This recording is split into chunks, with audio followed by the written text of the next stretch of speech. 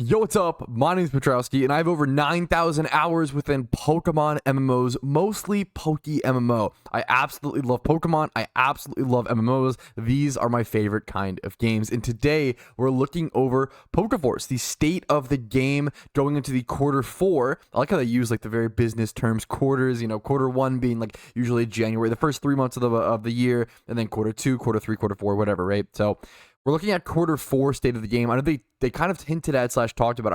I've heard that they're looking to do a Q1 demo next year. So in 2025, keep an eye out for a demo. Hopefully we get into more details while obviously reading through all of this the first 3 months of the year 2025. So PokeForce, if you don't know, quickest way to explain it, I've done a ton of videos covering it, but easiest way to explain it is imagine PokeMMO plus Stardew Valley plus old school RuneScape. That's really it. They want to do a lot of skilling. They want to do a lot of innovative stuff, creative stuff. They want to take a Pokemon MMO and experiment and do new things, which is very different from PokeMMO, who likes to stay traditional to PokeMMO and sort of keep the main gameplay loops very similar. PokeForce wants to do quests. They want to do skilling. They want to do all sorts of more MMO creative, interesting content. So I'm really excited to see what PokeForce does. I think on release, this game is not even out yet, but they're doing little beta tests here and there, and those beta tests are a way to earn limited vanities for when the game is out. And these developers have really impressed me and have a ton of experience playing a lot of amazing games. I know Alicia has a lot of experience playing old school RuneScape, and I think it shows with all of their developing decisions and all the things they say. I'm really excited for PokeForce. I'm not sponsored by any way. Sometimes when I talk super positively about a Pokemon project or whatever, people think I'm sponsored or whatever. If I'm ever sponsored by something, it is legally required that I disclose that. So I'm not sponsored by PokeForce. I just like this game. I just like Pokemon MMOs. Let's go ahead and stop beating around the bush and show to jump into things. I'm going to be reading through this. You can treat this as an audio background piece of content to see what's going on with PokeForce. PokeForce, the state of the game. Welcome to our 2024 Q4 state of the game. The staff team and I are excited to go over what we've been working on, what's coming up, and how far we've progressed since our summer demo. We've got a lot to cover, from our enhancements to our overall user interface and experience, our progress on the game maps to our enhancement of overall data. So without further ado, grab yourself a coffee or tea, relax, and enjoy. I've got myself a Rockstar, that's my sure, we'll do that today. UI enhancements. One thing we've really been focusing on is improving our existing user interfaces to be more clear, concise, and modular enough so that we can improve them in the future. One of our biggest requests in the summer demo was the ability to scale our UI by decimal points, doing 1.25 times or 1.5 times instead of 2 times. With our previous UI, this was difficult when it came to pixel scaling, and our implementation that some of you may have seen in our summer demo was more of a band-aid fix than a proper solution. Alongside this general improvement, we've been focusing on improving our user experience, including things like tooltips, improving how controls works, and making things a bit more obvious than when they were before. I know a lot of this stuff, I want to take a break for a quick, a lot of this stuff may seem boring to a lot of people, but I think this is, if you're a passionate person who cares about these projects, I think it's absolutely crucial to understand where the developers' heads are at, what they're working on, what they're focusing on, and understanding that they see the same problems that we see when we vocalize them is so crucial. This is the kind of dev blog post that I've been asking PokeMMO to do, hopefully once a month, even once a quarter, once every 3 months would be amazing. I would love for PokeMMO to do something like this. It would change the way the game operates, in my personal opinion. One of the first improvements that we've made to our login interface, while visible not to the end user, the code behind the login screen has been improved and is ready to add some new features. This is a good example. Like, so many things that happen to a game are behind the scenes and we don't see them. So it's always good for the developers to tell us, like, hey, we are working on things, you just don't always see it. And a lot of players don't really always empathize or understand that. So it is good to verbalize it, right? For an example of these features, we're hard at working on one-time passcodes to ensure that not only there is security for your account, but also give you the ability to have a one-click login experience. This was a major request during our demo, and we are listening. Another major implementation was our in-game HUD, improving the base look and feel. One of the bigger complaints during our demo was how small things felt. This is a really good complaint that I intuitively felt while playing the game, but I never would have thought to make it. UI, like, size is not something I'd ever think about complaining about, but they're totally correct. We're learning that everyone plays at different resolutions. I usually play it like 1280 by 720. It's nicer for YouTube and a little more zoomed in. or have different abilities to see smaller or larger elements on their screen, referencing back our inability to scale our UI, locking our UI to a specific size or built to a specific resolution wasn't a great long-term strategy. We hope that this new HUD proves to be a comfortable middle ground for everybody, and that our decimal point UI scaling supports this in the future. You might also see some in-progress changes to our chat box. We're planning to support language channels and a few more options, such as being able to scale the font size, colors, and other various things. Can you go ahead and zoom in on some pictures here? Well, they're trying to get me to log in. Sure, that's fine. Go back, actually, so we can like zoom in on these pictures. Here we go. This is mostly just, you know, you can see like the EN over here. That means English chat. That's a big deal. I want to, I think they do a before and after in terms of the, yes, this is what the UI would look like from what I remember. This is so crazy, actually. This is what the UI would look like during the event if you played on like a large resolution. This is like pretty crazy, right? Like, this is pretty insane. Let me actually move this up so you guys can see it a little bit better. Just in front of the webcam. Why not? Like, this looks pretty wild, you know? It's really, really small. It's tremendously small. So for them to take this and sort of adjust it and change it and turn it into this, which looks much better if I can actually show it off properly. Sorry, we're doing it live, boys. Let's move it like this. Actually zoom in a little bit. This is just, it's worlds apart. It's worlds difference to have it be this size and taking up like up to this quarter of the screen versus, once again, back to what it was, like how small this is. It's laughable. It's laughable how small it was before and how much they fixed it. So I'm really excited to see that. Just really obviously a good change in my personal opinion. So tooltips. Another huge request from our last demo was the ability to hover over certain items to receive tooltip information. I think this was something that I actually talked about on stream while playing the demo. We're going to add we're going to add these various things such as cuttable trees, mineable rocks, signs, and other various in-game interactions. Included alongside our HUD base feel is now our field of view. Yeah, so I skipped a little bit ahead, but the field of view is super important. A new feature that ensures the viewable map around your character is consistent across all different resolutions. After some testing, we realized that this field of view can be quite zoomed in when playing at higher resolutions. So we've given the player the ability to change their field of view slightly in order to ensure their game review remains comfortable. Also, do we mention themes? I'm surprised they're talking about themes this early on into development. And when I say this early on into development, they actually talk about when their like development actually began, because they had to totally change what's it called, like coding mechanisms. We'll get to that here at the end. It's pretty wild actually how recent, how much PokeForce has been doing in such a small amount of time. One of the neat features of standardizing our UI has been the ability to introduce them into our UI. We're planning to offer a few different options, such as cat poot, I don't know, heart gold, soul silver, and grub box. We're continuing to make these sort of improvements into the UI in general, and our commitment to you is to ensure that it feels great to use and interact with. In the meantime, here are some screenshots of our improvements. We can actually, this will be linked in the description as well if you want to view these at your own pace. But here's what these look like.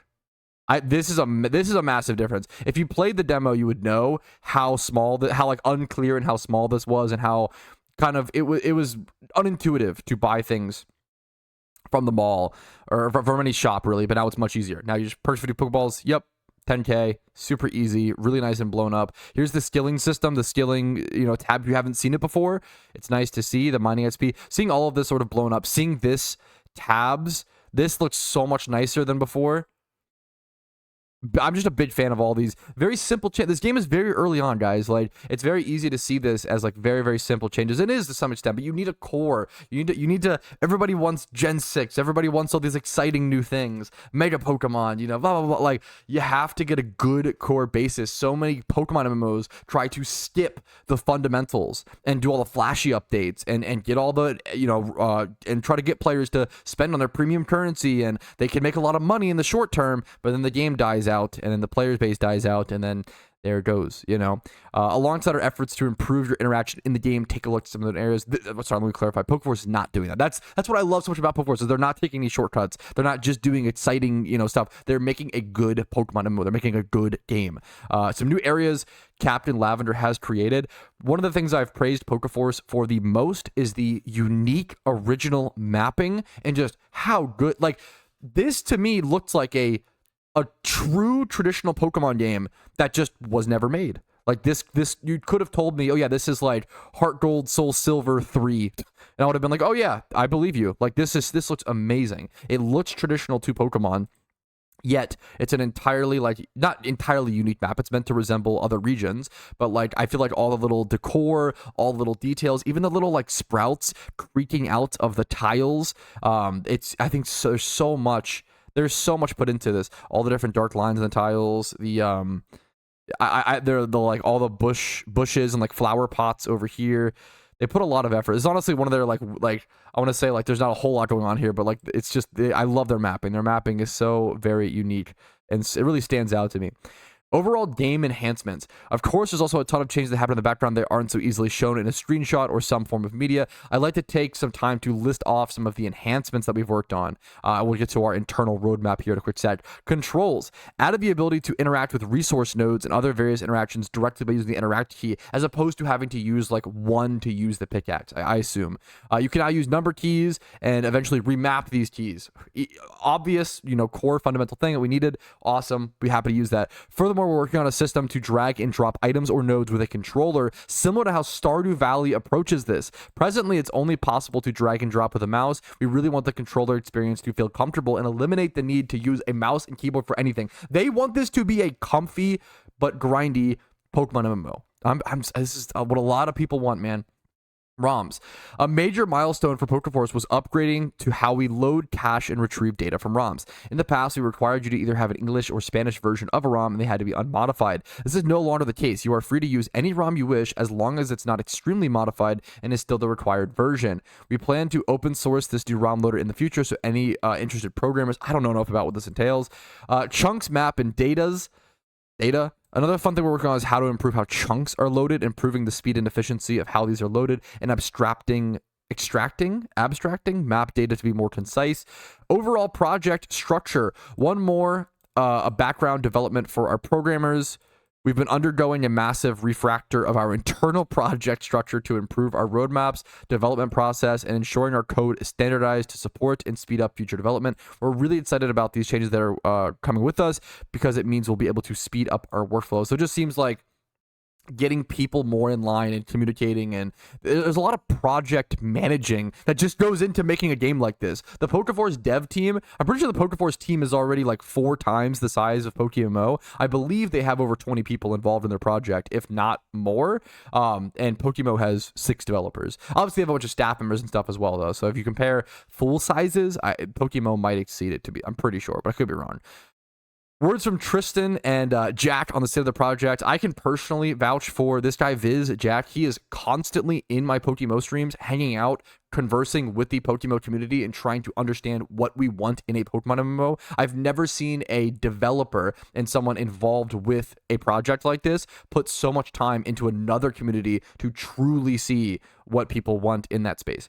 But Tristan says, in other news, we have been hard at work on implementing a complete overhaul on our approach to game data in all aspects of PokeForce. Our previous system was quite clunky with various flaws scattered all over the place and no true relationship between data sets. We have completed a full migration in how we both maintain and load game data, which will allow us to more easily fine-tune all aspects of the game as we easily reference that data in our code. A good example of how this would be, Pokemon evolution. We get an example. Our first iteration of Pokemon, as seen in the summer demo, only factored in level requirement for a Pokemon to evolve. We now have full support for evolution through trading, item usage, and conditional evolution, such as those which require specific time of day, happiness, or even a move to be learned. People don't realize how much needs to be like coded from the ground up and how much needs to be created for a Pokemon MMO to exist. This new data system will tie in very nicely to our new and improved battle engine, as the entire suite of Pokemon moves and effects are made available to us. This means that supplementary move effects such as temporary changes in battle, stats like accuracy or attack power, are able to be implemented alongside status effects such as poison, sleep, and paralysis. Alongside this, the battle engine has been completely overhauled and is now modeled as a completely independent service from the main game servers. Interesting. This won't actually affect how it is used by players in practice, but it does mean that we will be able to very easily scale how we handle battles during our live release, such as in cases where we have multiple game servers and want to support the player versus player battles. It also had the added benefit of being much more flexible with regards to code changes, as the battle engine is no longer tightly coupled with the game server. This new system will allow the development team to make live changes to battles without interrupting the actual game. Bug fixes and the likes can be implemented while you are still actively playing the game. It's a big deal. That's very, very, very, very cool. All right, Jack says, /Viz, the design team has been filling out the theory crafting documentation for upcoming features, mechanics, gameplay loops. More than 400 crafting skill recipes have been designed so far. 400! The next step will be adding these into the crafting dataset in line with Tristan's data changes. The dataset for crafting skills is set up to include crafting level requirement, experience yield on crafting, output item and item quantity, success chance of craft, and then input items, so what you'll need to actually craft the thing. We used to use YAML. This is some coding thing, I assume, developer tool for Pokemon spawn data. Instead, this now sits within its own data set called Pokemon Encounters. We started this data set off by always ensuring we include a key that links to Captain Lavender's mapping layer that contains the spawn tiles. Then we list which Pokemon that can spawn, their minimum maximum levels, the rates for morning, day, and night spawns. Okay. Additionally, we've been filling out data sets for things like mining.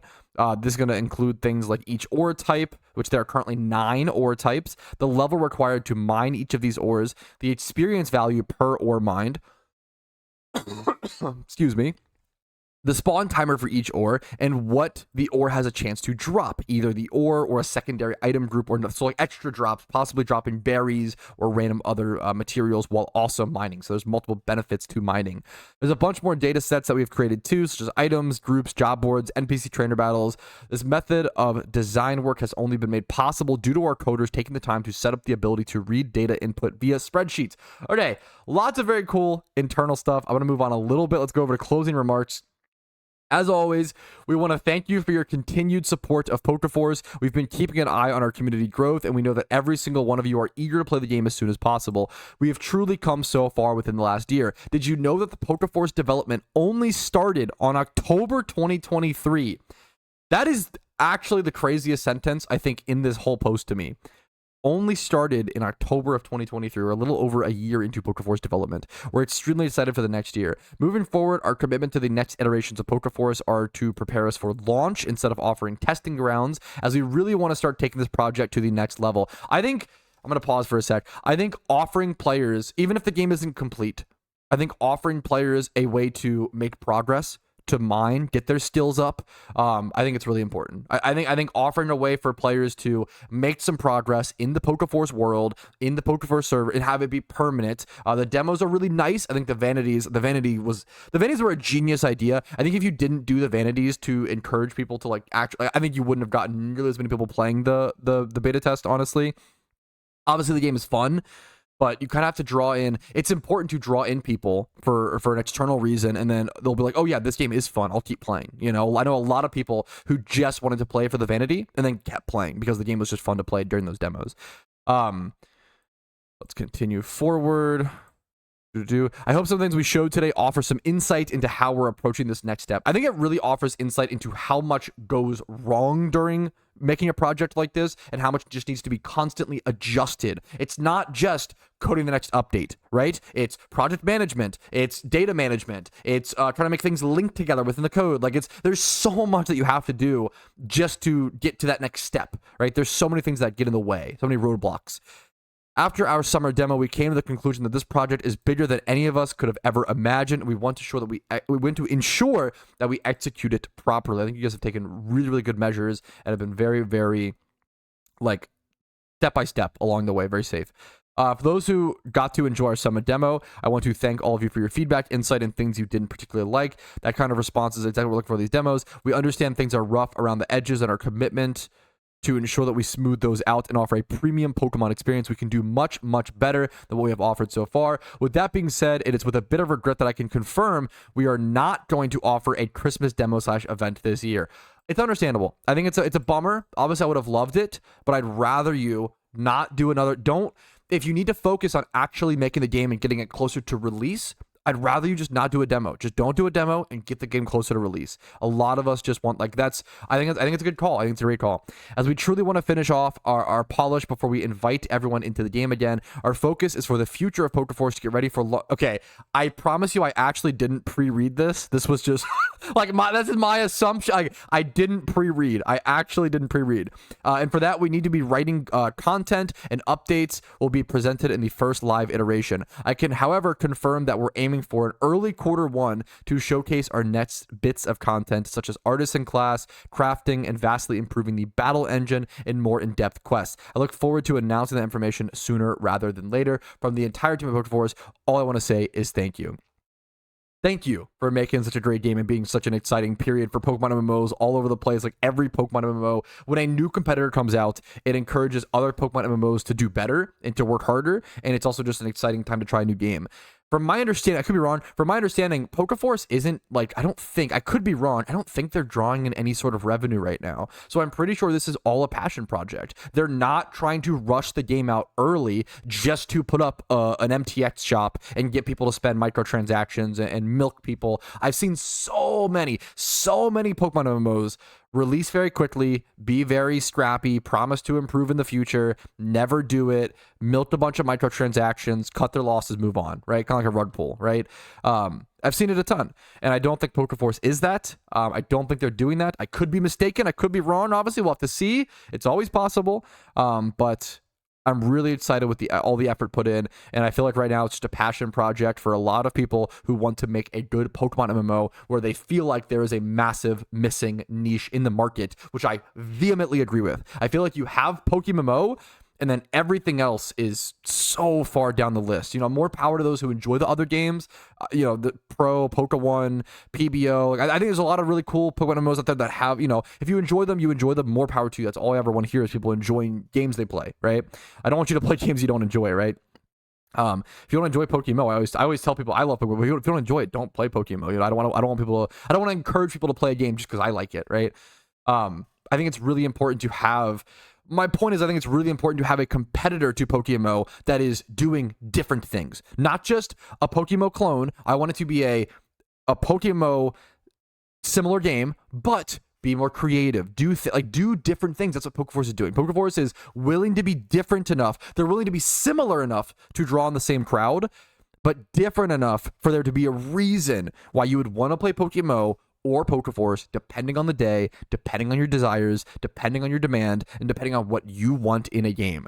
The best case scenario for everybody in a gaming market or in a gaming world is that there are as many games that can be as successful as possible for any player to play a game that fits their needs. Everybody's different. Every gamer wants different needs and different things. I want there to be as many successful games as possible so we can all play games that we enjoy for thousands of hours.